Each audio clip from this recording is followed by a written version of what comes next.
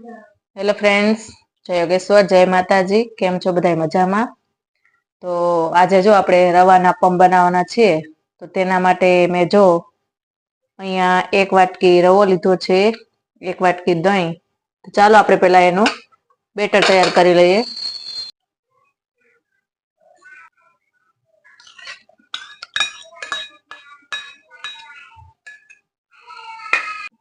પેલા આપણે આને 15 મિનિટ સુધી પલાળી રાખવાનું છે, એટલે આપણો રવો છે તે થોડોક ફૂલી જાય. પાણી એડ કરી બધું મિક્સ કરી દઈએ.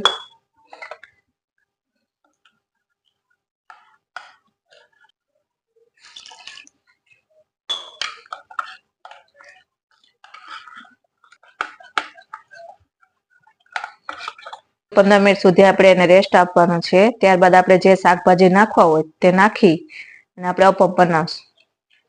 ચાલો તેને ઢાંકી 15 મિનિટ સુધી રેસ્ટ આપીએ. બેટર આપણું આ રીતનું થઈ ગયું છે. હવે આ બધું અમે વેજીટેબલ્સ લીધા છે. કોબી છે, ગાજર છે, છીણેલું ટમેટું, મરચું અને ડુંગળી. એ આપણા ટેસ્ટ એકોર્ડિંગ આપણે વધારે કે ઓછા નાખી શકીએ. અને આ કોથમીર છે જે છેલ્લે એડ કરશું આપણે.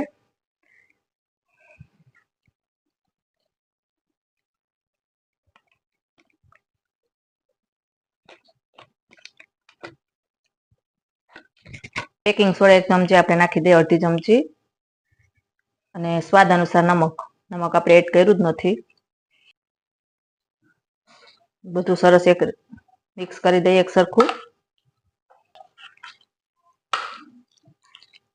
થોડું પાણી એડ કરી દઉં. જો આ રીતનું આપણું બેટર તૈયાર થઈ ગયું છે. હવે આપણે તેલ મૂકી અને એનો વઘાર કરી લઈએ.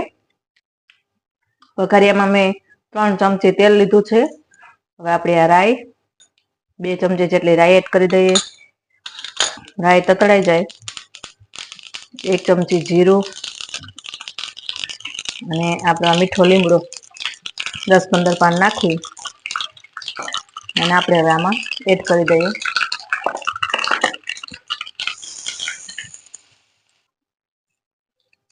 બધું મિક્સ કરી અને ફ્રેશ લીલા ધાણા એડ કરી દઉં.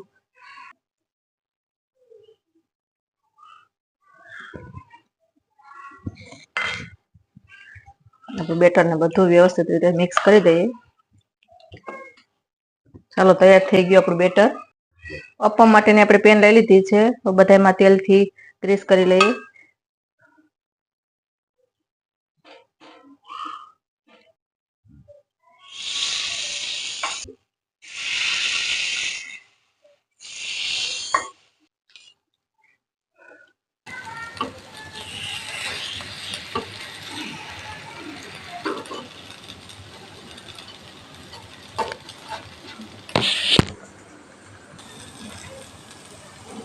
જો એક સાઈડ બધા અપમ વ્યવસ્થિત રીતે ચડી ગયા છે, બીજી સાઈડ ફેરવી નાખ્યા છે આપણે.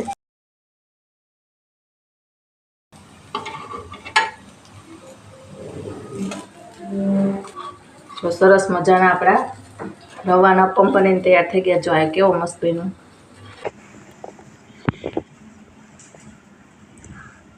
છે ને, મસ્ત એકદમ ટેસ્ટી અને લાજવાબ.